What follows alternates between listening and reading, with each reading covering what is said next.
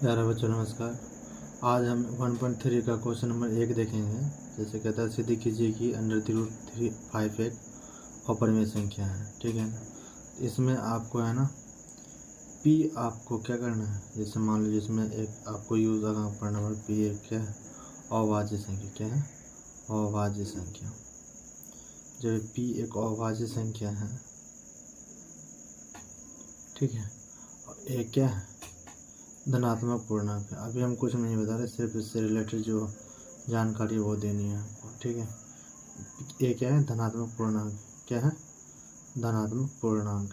ठीक है, अगर ये धनात्मक पूर्णांक है, जैसे कह रहा है क्या p जो है, p a स्क्वायर को क्या करता है, विभाजित करता है, तो p a को भी क्या करेगा, विभाजित करेगा, या a p को विभाजित करेगा। ठीक है, ये बात हम आगे इस 1.3 में अप्लाई करने वाले हैं। ठीक है, इस क्वेश्चन को जो सॉल्व करने की विधि है उसको हम है ना विरोधोक्ति विधि कहते हैं। क्या कहेंगे? विरोधोक्ति विधि। यही हम इसी से हम जो है ना, जैसे विरोधाभास मानना पड़ेगा। हम अपने पहले मान लेंगे कि परिमेय संख्या है, फिर इसी को हमको क्या करना होगा, गलत मानना पड़ेगा। इसलिए इसको विरोधोक्ति विधि कहेंगे। क्या कहें? विरोधोक्ति विधि। विरोधोक्ति विधि। ठीक है ना। बाय कंट्राडिक्शन इसको भी कह सकते हैं। बाय कंट्राडिक्शन, बाय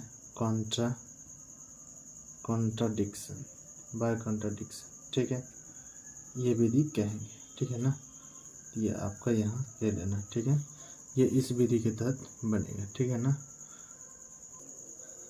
इस क्वेश्चन को सॉल्व करने के लिए पहले हमें है ना परिमेय संख्या को हम अपनी कल्पना के अनुसार इसको परिमेय संख्या मान लेंगे, और परिमेय संख्या उसके बाद हम कुछ ज़्यादा आगे बढ़ेंगे और क्वेश्चन को सॉल्व करेंगे, तो वो ये खुद ब खुद अपने आप सॉल्व हो जाएगा कि ये जो है √5 एक क्या है, अपरिमेय संख्या है। ठीक है, अब जैसे है ना आपको क्या करना है, हल करना है। ठीक है, तो हल करना है, तो हल हम करते हैं। इसको मानना पड़ेगा क्या,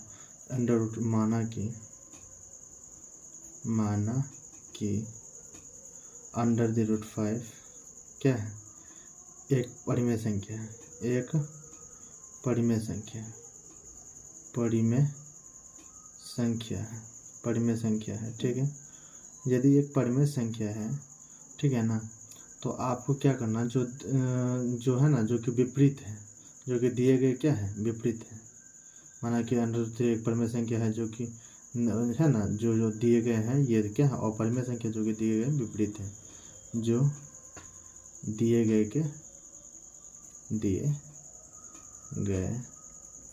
के विपरीत है। क्यों? क्योंकि वहाँ परिमेय संख्या बोल रहा है, और हम जो है यहाँ मान रखे हैं दिया गया है परिमेय से अपरिमेय संख्या दी, लेकिन हम इसको मान रहे हैं परिमेय संख्या, है ना। उसमें अगर बोलने में कहीं भी मिस्टेक हो तो हम इसको सीधी सी बात है, ये अपरिमेय था, हमने इसको परिमेय माना। ठीक है, विपरीत है। ठीक है, अब क्या करो, अब इसको मान लो क्या, अब कोई भी नंबर यानी p/q पे जाना ही पड़ेगा आपको। मान लो कि अब √5 = p/q, ऐसे लिखते हो ना, p/q के रूप में, p/q बोलते हैं, तो आप इसको कुछ भी मान सकते हैं ना। तो आप मानने के लिए स्वतंत्र हैं, या a मान लीजिए, या p/q है ना के रूप में आप इसको नहीं लिख सकते हैं।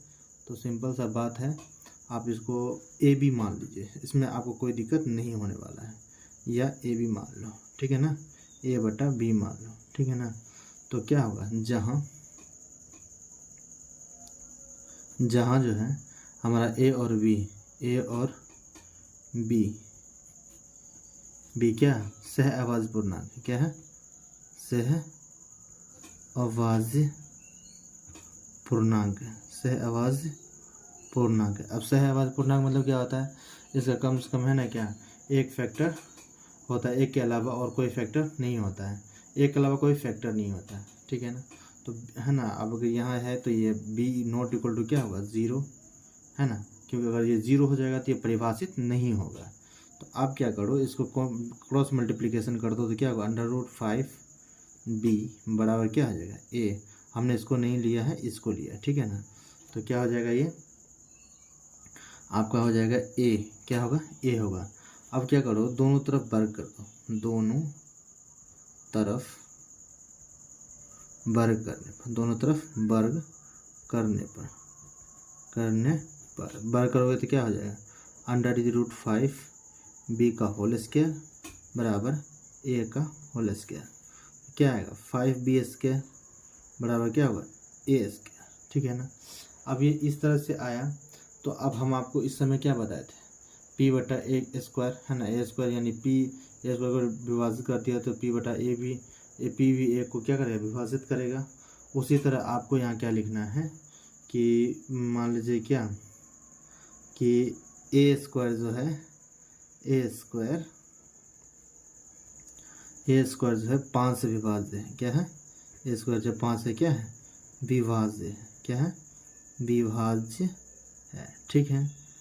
अब उसी तरह क्या होगा, तो इसलिए क्या होगा, a भी 5 से क्या है, विभाज्य, 5 से क्या है, विभाज्य है। ठीक है। ए भी क्या है, 5 से विभाज्य होगा। तो आप इसको 1 मान लो। ठीक है। इसको कथन ए मान सकते हो।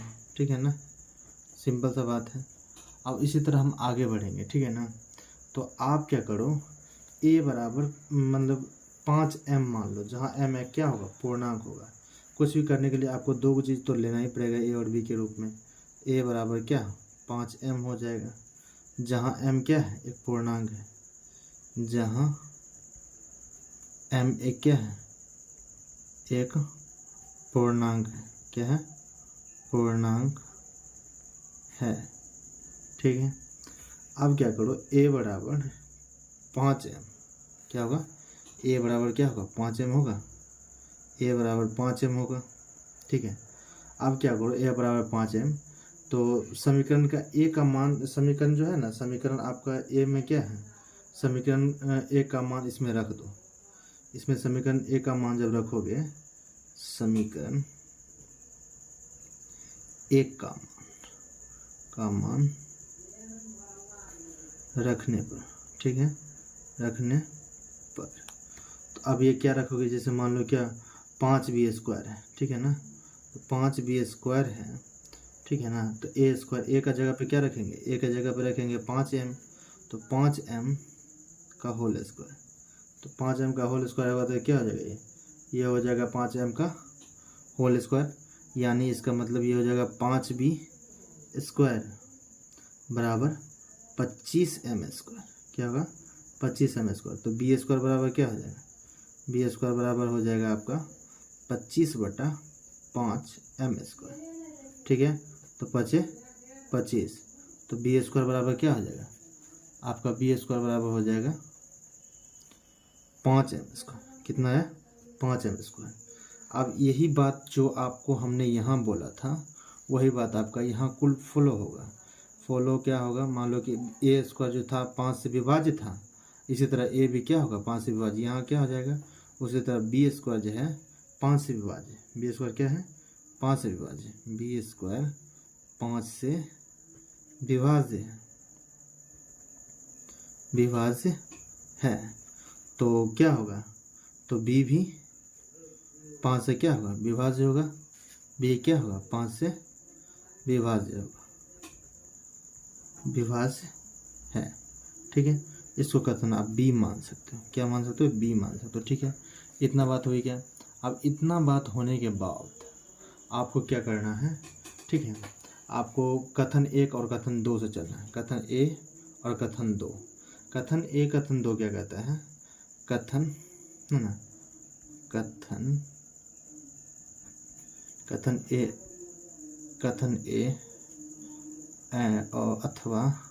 और अथवा नहीं कहते, तो और b से। ठीक है। a तथा b का एक उभयनिष्ठ गुणनखंड 5 है। a तथा b का भी उभयनिष्ठ गुणन 5 है, और a का भी गुणनखंड उभयनिष्ठ गुणन क्या है, 5 है। तो यहाँ आपको लिखना होगा a तथा b का उभयनिष्ठ गुणनखंड क्या है, 5 है। है, यानी एक के अलावा भी कोई है। अगर ये सह आवाज़ है तो एक के अलावा भी कोई है, तो इसमें आप सीधा ये नहीं कह सकते हैं कि आपका है ना गुणनखंड नहीं है, गुणनखंड है इसमें। तो ये क्या है, ए और बी सह आवाज़ पूर्णांक नहीं है। ए और बी क्या है, ये हमारा सह आवाज़ पूर्णांक नहीं है। ए और बी सह आवाज़ पूर्णांक नहीं है, ठीक है ना। अतः आपको लिखना पड़ेगा क्या, √3 परिमेय संख्या नहीं है। √5 एक परिमेय संख्या नहीं है, परिमेय संख्या नहीं है। अतः √5 एक अपरिमेय संख्या। क्या है, अपरिमेय संख्या है। ठीक है, बात समझ में आई होगी, एकदम आया। चलिए उससे आगे हम यहाँ 2 नंबर क्वेश्चन को हमको क्या सॉल्व करना है। क्या 3 + 2 √5 एक क्या है, अपरिमेय संख्या है। ठीक है, तो उसी तरह आपको मानना होगा, ठीक है ना। जैसे हमने पिछले एपिसोड में हमने एक क्वेश्चन सॉल्व किया था, वैसे ही हमको करना है। तो आपको हल करना है। तो हल में क्या करना है, जैसे मान लो क्या, आपको मान लेना पड़ेगा। अब इसमें सीधे आपको मानना पड़ेगा, माना 3 + 2 √5 एक क्या है, एक परिमेय संख्या। क्या है, परिमेय संख्या है, जो कि दिए गए के विपरीत है, जो कि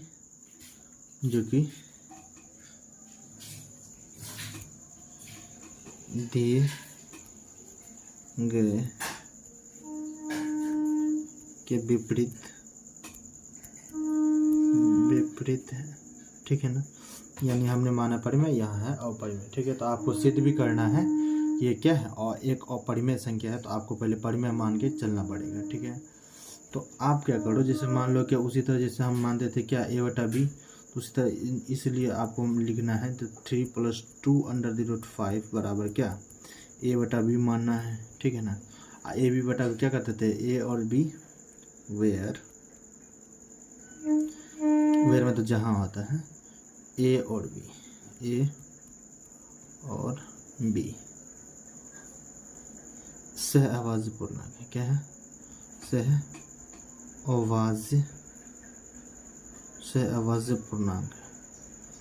आवाज़ पूर्णांक है, तथा b ≠ 0।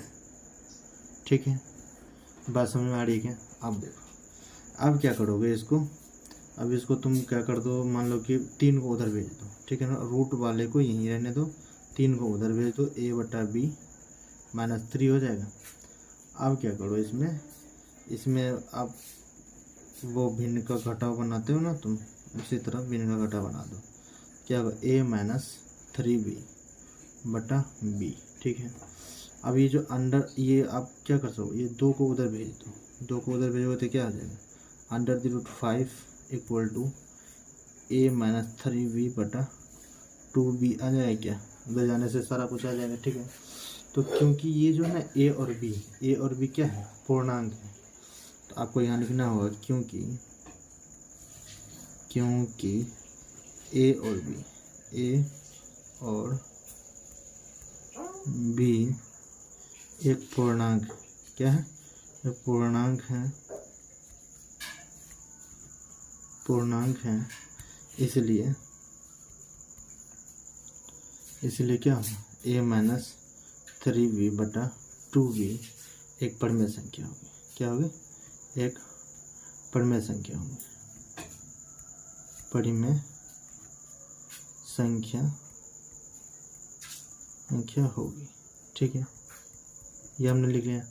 तो अब ये इसलिए अंडर द रूट एक क्या है, परिमेय संख्या होगी, ऐसे ऐसे ऐसे प्रूफ होता है, ठीक है ना, जो कि क्या है, असत्य है। इसीलिए अंडर रूट 5 एक क्या है, परिमेय संख्या,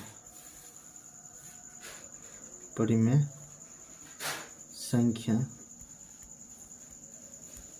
संख्या होगी।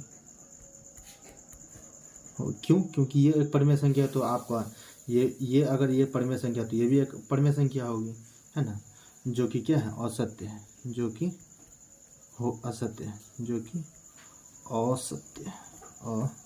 असत्य है, क्योंकि अंडर रूट 3 एक परिमेय संख्या है, क्योंकि अंडर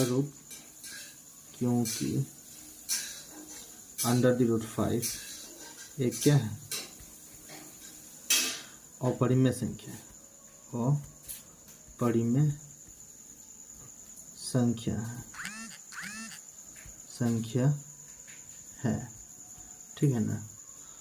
तो अतः हमारी क्या होती है, कल्पना गलत हो जाती है। अतः हमारी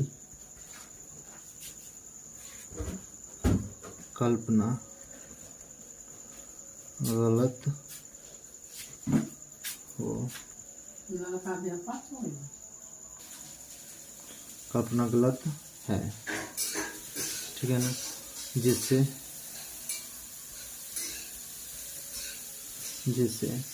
यह सिद्ध होता है, यह सिद्ध होता